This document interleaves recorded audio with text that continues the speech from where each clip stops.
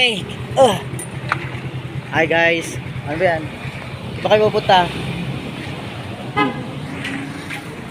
Okay. Magkano tayo? Hi guys. Magwi-withdraw tayo ng konting pera para po meron po kami kasi pupuntahan na tutulungan po namin dyan daw po sa Bacod, Kabanatuan. Hindi ko masyado pong alam yung yung lugar at pupuntahan po namin sa Kabanatuan. Mag-withdraw lang tayo ng konti lang para pambili natin ng pasalubong sa kanila. At ito yung mag-asawa na mayroong sakit din na aming tutulungan sa ngayon. At ihingi ko ng tulong yan sa mga may mabubuting puso na maaari nating lapitan. Okay guys? Ano na? Saan ba nagpunta? Guys, wala yatang laman tong ATM na to. O baka walang laman yung ATM ko. Joke lang yun. Guys, may pupuntahan kami ibang ATM. Okay? Okay guys, lumipat tayo ng ATM. Dito tayo sa video natin.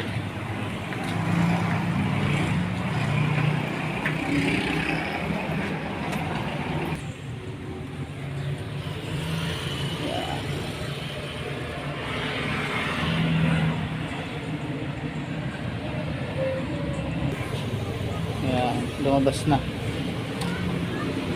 Ito ba?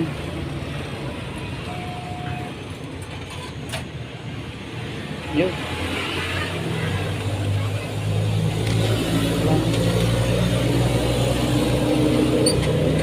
Okay. Meron tayong pangbigay sa kanila. Okay. Diretso tayo, aray ko. Okay guys, papunta kami ngayon sa aking biyanan. Papunta kami sa biyanan ngayon. Aking pala. Para iwanan namin yung mga bata.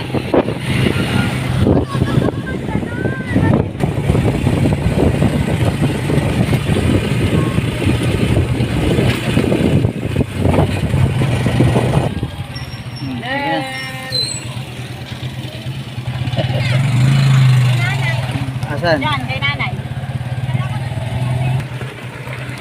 Okay guys, andito na kami sa aking nanay. Sige anak, punta muna kayo dyan ha. Pera ka agad. Para sa mga nangangailangan to anak, kaya ako nag-withdraw na. Sige. Ay, katok lang katok.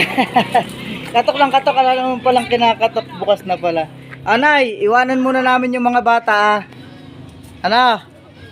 Iwanan muna namin yung mga bata. Pupunta kami sa Kabanatuan.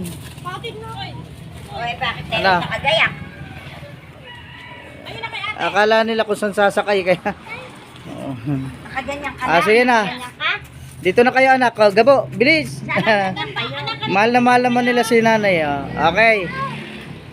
Okay guys. Pupunta kami sa Kabanatuan at hahanapin namin yung lugar kung saan nakatira si Rosalie. Ano pangalan ng Guys, hindi ko pa masyadong kilala, basta Rosalie ang pupuntahan namin sa Bacod Bayan sa Kabanatuan. Okay. Nag-withdraw ko ng konti para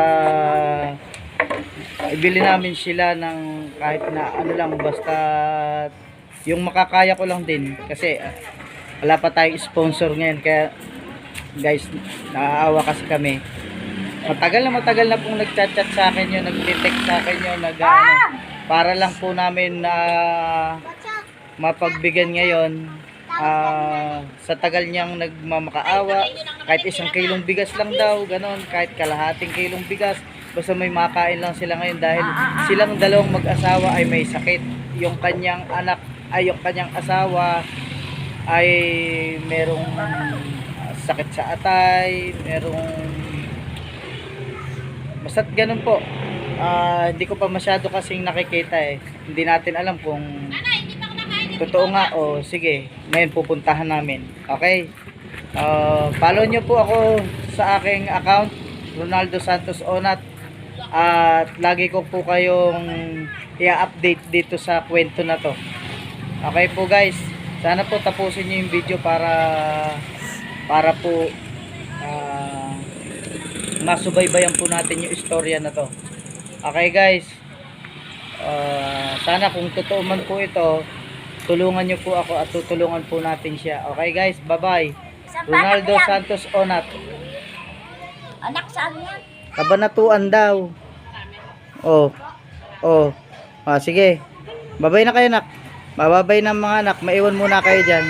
Bye bye.